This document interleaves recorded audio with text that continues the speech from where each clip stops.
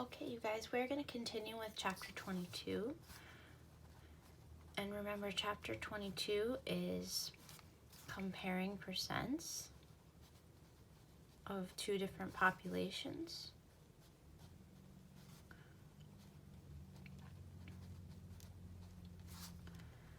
To see if there's a significant difference.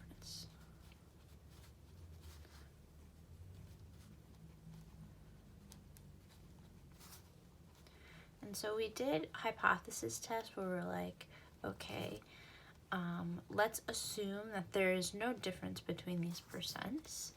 And we want to try to show that there is a difference, that this population is greater than that one, or that this population is less than that one. And so we did that with hypothesis tests. And so now what we're going to be doing is we're going to be doing confidence intervals. So this video is all about confidence intervals. And so we're going to be making a confidence interval for the difference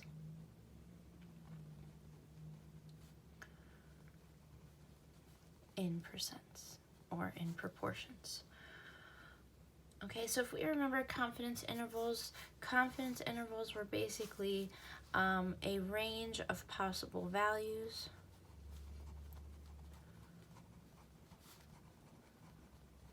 for the true population proportion, and in this case it's the true population difference, so we're looking at the difference in proportion based on the sample.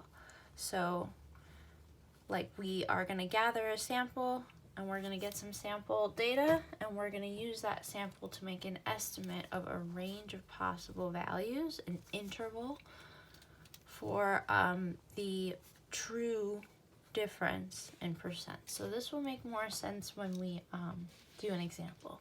So let's do an example here. Let's say this is something I've always been wondering, because I took on a bunch of babysitting jobs, and a lot of my friends who were girls did too, but there weren't a lot of guys doing babysitting. So I'm wondering, do females get more offers or take on babysitting jobs?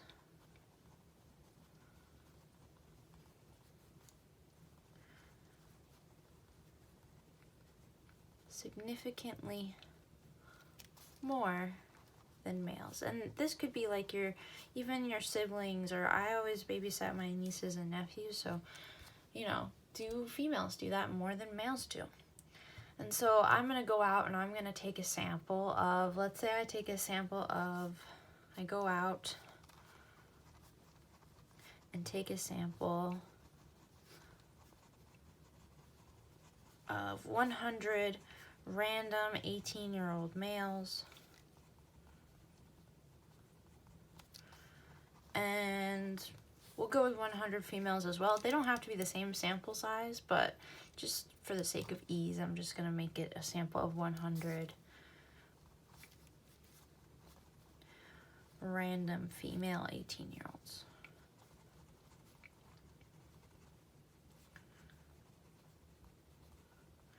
And I might make sure that I might stratify it and make sure that I have, a representative sample, and so I have people of different incomes and 18-year-olds of different races and cultures, and that way I can, make sure my sample is representative. So I have these two samples of 100 18-year-olds, 100 males and then 100 females. And what I find, I ask them the question, have you ever been asked to babysit? Been asked to and done babysitting? All right, that might be my question. And then what I find is that maybe 30% of males have babysat, and 36% of females have. So it looks like females are more. There's a 6% difference. But the question is this 6% difference just sampling variation? Is it just because I'm taking a sample and I'm not looking at the whole population? Or, and like if I had gathered a different sample of 100 and 100, they would be maybe closer to each other or the same. Is it just sampling variation? Because we know that not all samples are the same.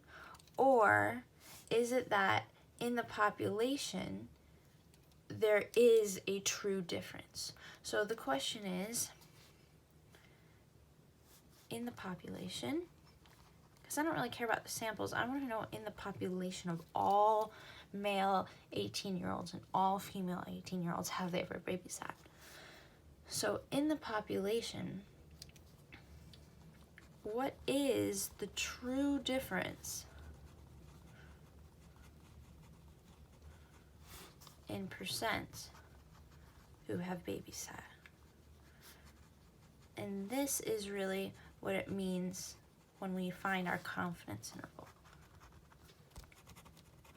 So this is kind of the question. In the population, what is the true difference in percent who have babysat? And let's do this with, I don't know, let's go with 98% confidence.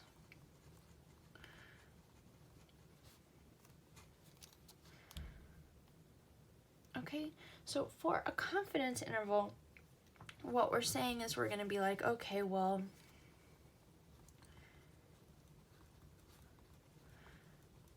this is just a little side note. For a confidence interval, what we're saying is like, okay, here's my sample statistic. And my sample statistic is like my guess. This is what I think is true. But I could be off by some margin of error. So we might remember that. And that margin of error is saying like, okay, here's what I think my population proportion is. So this is my guess, my sample stat. But I could be off by a certain amount based on that confidence. So I use that confidence percent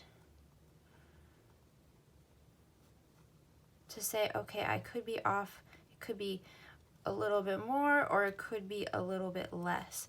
And I use that confidence percent to tell me how far away from the center to go. And how far away from the center to go is your z-score. And your z-score is saying how many standard errors away from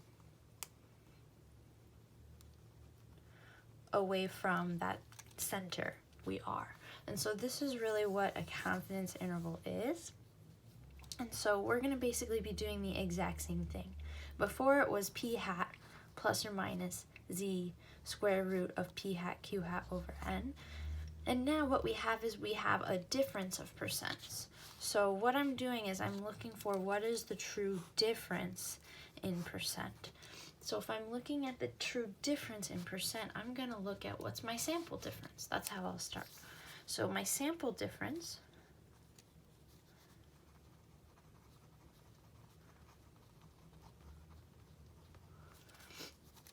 is 0.36 minus 0.30.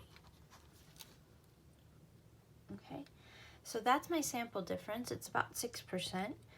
So I think that the true difference in percent for those who have babysat is 6% in favor of girls. So because I did girls minus boys, it really doesn't matter which direction you go in. It could be boys minus girls. It doesn't matter, we're just looking at the difference. I typically start with the larger one just because I do, but you don't have to. Okay, and so this is what I guess is the difference in percent. I think it's about 6% more girls babysit. However, I could be off by a certain amount. And so I could be off by, well, first is the z and then the standard error. So the z-score is based off your confidence. And so if I'm looking at 98% confidence, now you guys have a list of these values in your notebooks. So 98% confidence, if I need to know what z-score that is, I'm going from percent to z-score, that's inverse norm. So that's a throwback. And I'm gonna do what's in the tail. So if there's 98% in the middle, and there's 100% in the whole curve, that means there's 2% left on the outside, so 1% in each tail. So inverse norm of 0.01 gives me 2.325. Again, you guys should have a list of z-scores in your notebooks, and I can actually, in case your notebook's in your locker, I can write them again here, but I will in just a second. So we're saying that I am this far away from the mean, this many standard errors. And so our standard error is the square root of PQ over N. But notice that we have two different P's. We have the P for the girls and the P for the boys. So basically we just put the two P's and Q's together. So we do one for the girls and one for the boys. Remember, Q is just 1 minus P. All right, so this is plus or minus Z times the square root of P hat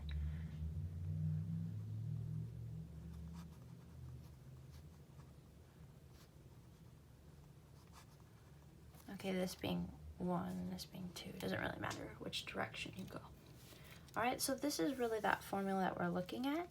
And so what we wind up with is, okay, I think there's a 6% difference, but I could be off by, I type all of this in my calculator, and I could be off by 15%. Technically it's this. All right, and so then for my minimum, I do the 0.06 minus 0.154 and 0.06 plus 0.154. Okay, now we have to understand what these two numbers mean. So what we're saying is we're comparing girls minus boys. So if I'm gonna look at a number line and compare girls minus boys, it's like 0 is in the middle. If I'm subtracting, 0 would represent when girls are equal to boys, right? So if 30% of girls babysit and 30% of boys babysit, their difference is 0. There's no difference, they're the same, okay? Now, if I get positive numbers, in a number line, anything above 0 is positive. If I get positive numbers, that means that the girls were higher than the boys, like what we have here. 0.36 minus 0.30 is positive 0.06. So the positives mean girls are higher, or girls babysit more.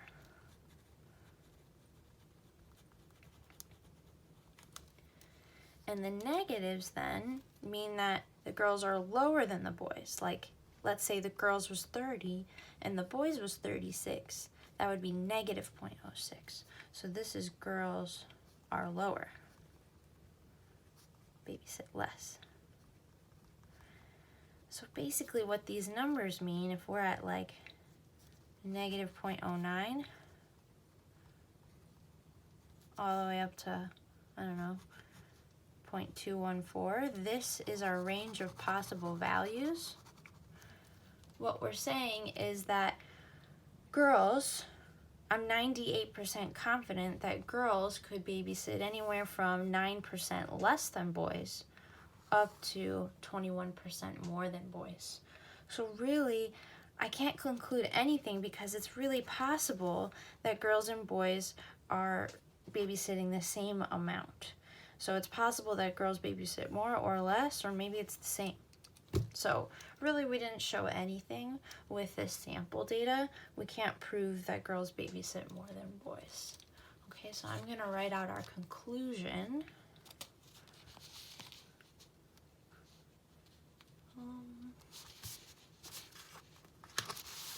Just put this down. I'll write out our conclusion here. So we can't conclude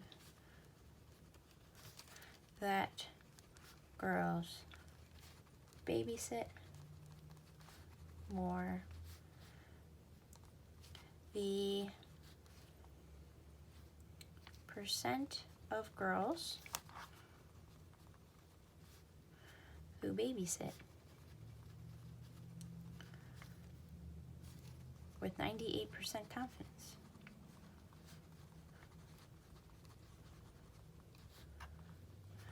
is anywhere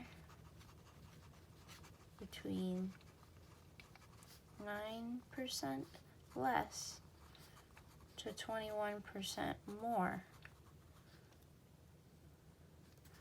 than boys.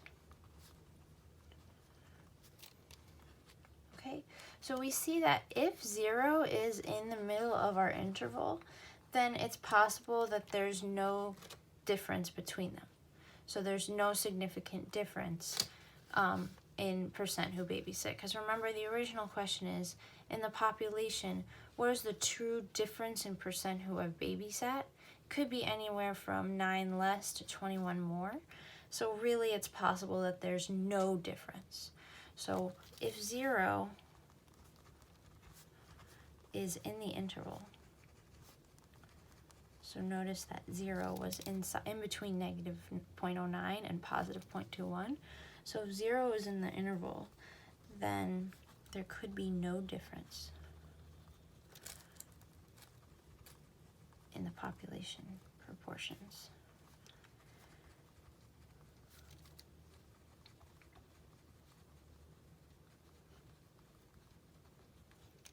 So we would say there is no significant difference. So the question kind of was, is that 6% a meaningful difference, or is it just sampling variation? Well, it's not a significant difference. It might just be sampling variation.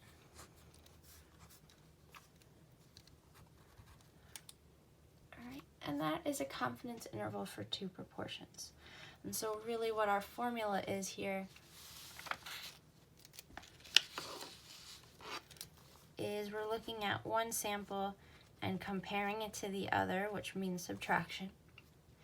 And then we're saying, okay, that's our guess, but we could be off by a certain margin of error. Q hat 1 over N1, and then we also need to add in the other. And this is our formula for our confidence interval.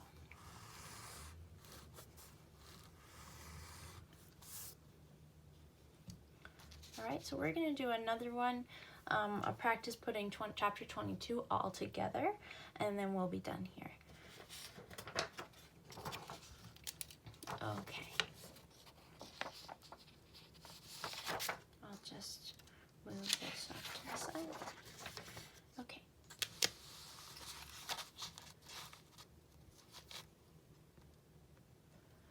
So in a study done in Michigan, it was determined that 38 out of 62 poor children who attended preschool needed social services later in life, compared to 49 out of 61 poor children who did not attend preschool. Okay, does this study provide significant evidence that preschool reduces the need for social services? Okay, so let's think about our 2 different groups here.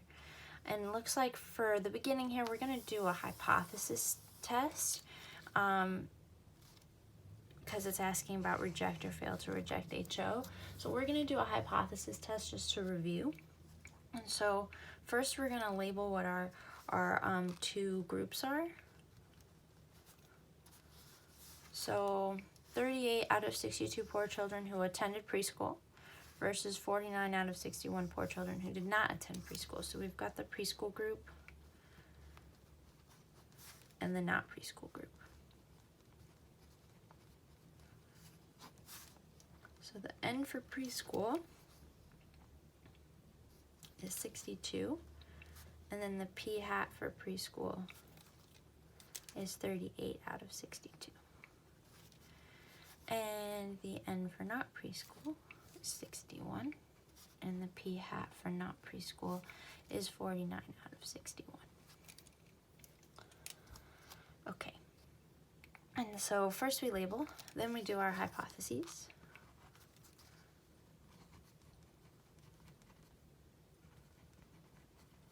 So we want to see, is there evidence that preschool reduces the need for social services?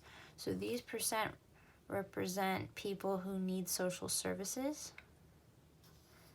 So we want preschool to reduce that need. So preschool should be lower than not preschool. So what we want to show, our HA is the one we want to show, is that preschool is lower than not preschool. Notice here I have no hats, and that's because I want to know about the population and hypothesize about the population. I know what's true about my sample. I don't really care about the sample. My goal is to figure out what's true about the population based on these sample values. And then my HO, I have to assume that they're not different, but they're the same until I can show that preschool is lower than not preschool. Okay, so I want to show that preschool percent who need social services is lower. Okay, so then I do my hypotheses. Then I need to check my conditions to make sure I can use a normal model to study this. So I check my conditions. Big enough, 62 times, let's see,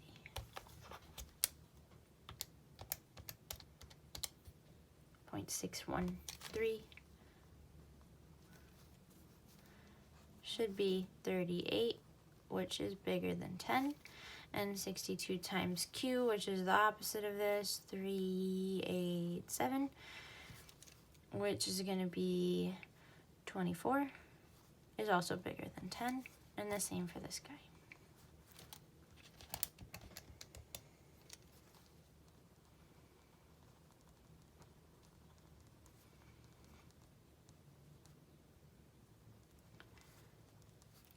This is going to be 11, which is also barely, but bigger than 10. Okay, so we make sure everything's big enough for normal curves. And then we check that it's independent samples. So one, that these guys are completely independent of each other, and they are. And also that there's independence within the samples themselves. So it needs to be small enough for independent too. So small enough for independence within the people that are chosen. So independent, the preschool and not preschool samples are completely separate, and also small enough for independence, where 62 is less than 10% of all preschoolers, poor preschoolers. I don't like the word poor, but whatever. And 61 is less than 10% of all poor non-preschoolers.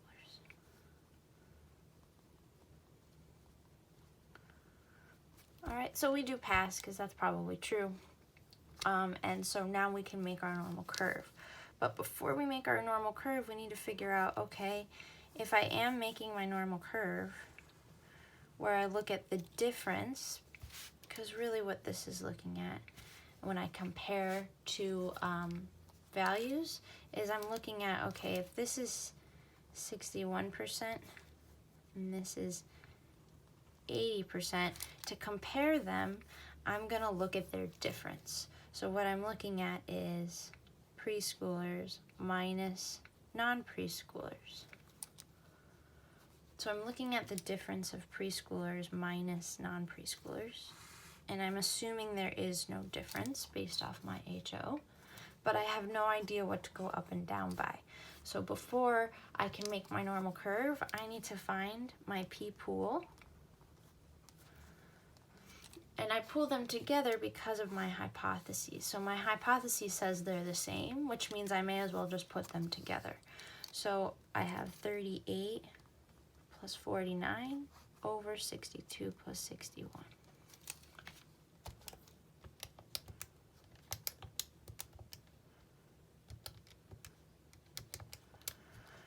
0.707.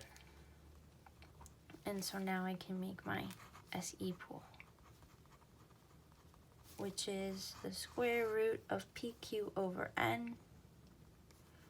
So if this is 0.707, Q is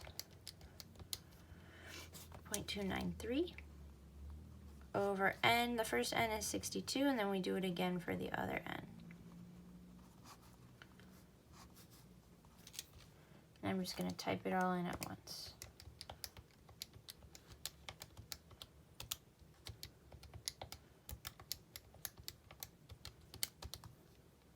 .082. So that tells me what I'm going up and down by, 0.082.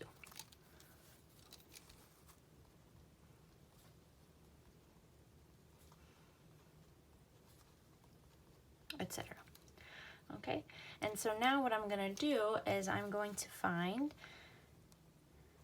a z-score for my difference, for the sample difference. So I'm going to take my p hat p, 0.613, and subtract the pn, 0.803, minus the center, 0, divided by the standard deviation, which is 0.082. Standard error is the better word, and this is my z-score.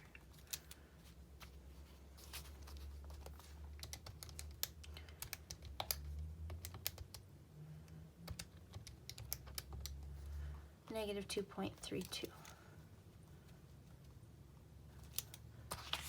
And then that's somewhere like here. And I want to see if this is significantly less than. So I'm looking at the less than side. So my step here is normal CDF. Negative 999 to negative 2.32. I'm pretty sure that's close to 1%.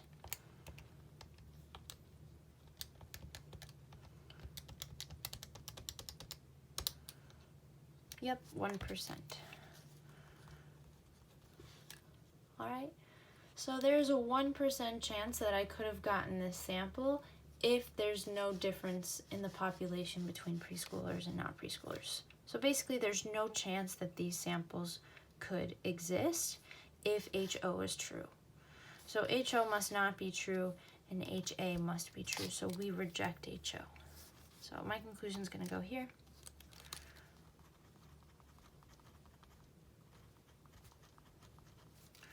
Since p-value is less than 5%, it's equal to 1%. Well, shoot, dang. It's a little bit over 1%. That's so close. Let's see what happens when I do the full number here. Instead of negative, I do 1.7.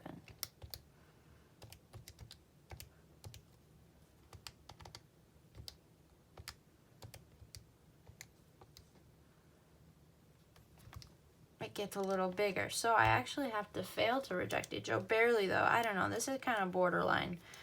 I think it's up to you. Oof. I wish the significance level was 5%. But let's reject HO since p-value is super close to, is equal to 1%. So it's kind of borderline. I think it's up to you at this point because it's so borderline. It kind of depends on what the conclusion would be. In this case, I would reject and I would make sure that these non-preschool students got attention earlier. So there's really no harm in that. So reject HO since p-value is equal to 1%. Have evidence to show preschool is good for social needs. Okay. So now we're going to do this new thing, which is the confidence interval. Oh, this one's also 98% confidence. So remember that's this.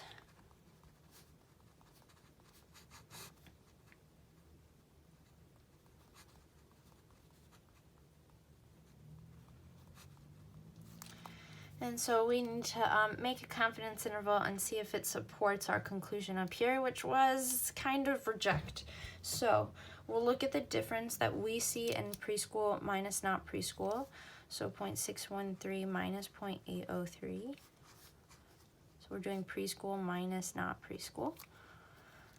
Plus or minus, the z we already know is 2.325. And here we're not pooling our samples together because we don't have a hypothesis that says we can. So we have to stick to this other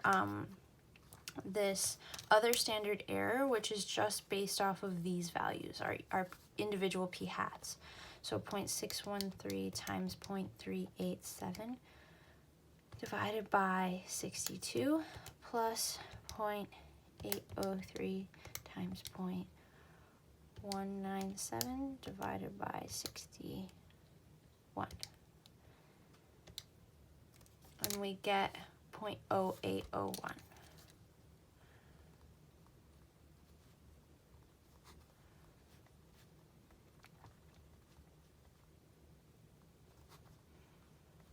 So we get 0.613 minus 0.803 plus or minus 2.325 times 0.0801, or 0.08.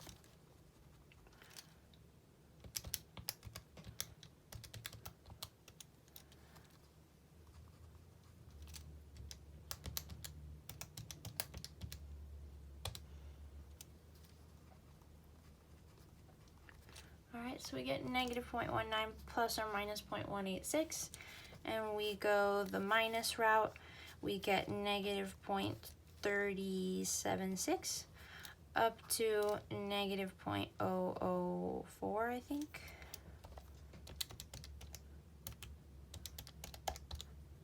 Yeah. Okay, and notice that they're both negative. So if we think about that number line where we're like, okay, this represents preschool minus not preschool. Here's where they're the same. The negative version means that preschool is lower than not preschool. Okay, and we have both negative numbers. So what we're saying is that there's no way that they're the same. It must be that preschool is lower than not preschool, which does support our conclusion up here. We reject HO, we reject that they're the same, and we do show that preschool is lower than not preschool.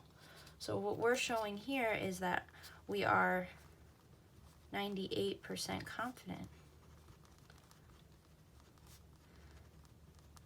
that preschool,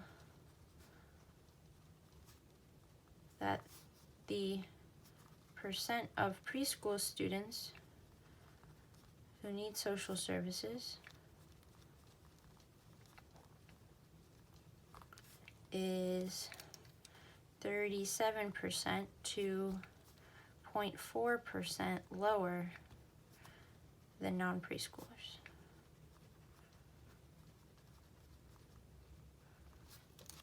Okay, so anywhere from 37 to like 1% less students need social services if they went to preschool. And that's chapter 22. Okay.